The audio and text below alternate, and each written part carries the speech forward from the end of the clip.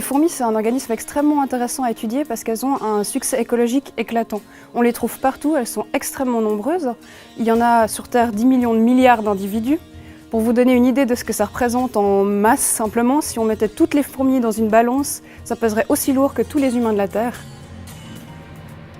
L'organisation sociale des fourmis est très sophistiquée. Elle leur a permis de coloniser tous les habitats du monde, de l'Alaska au Sahara. Elle leur permet également de combattre leurs parasites, des champignons ou des bactéries qui peuvent menacer l'évolution de la colonie. Alors moi, le sujet de ma recherche porte sur la façon dont les fourmis s'organisent en société pour lutter contre les parasites.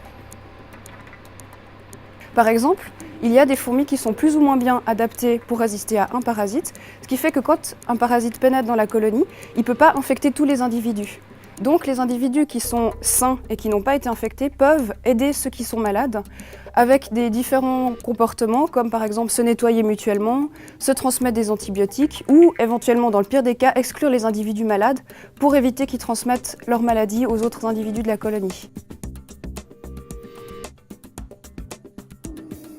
Étudier les systèmes comme le parasite de la fourmi, ça permet de tirer des conclusions beaucoup plus larges, comme par exemple quand on étudie les antibiotiques que les fourmis ont intégrés dans leur nid pour lutter contre les parasites, il devient intéressant d'étudier ces antibiotiques pour savoir si on peut leur trouver des applications pour l'humain ou dans la vie de tous les jours.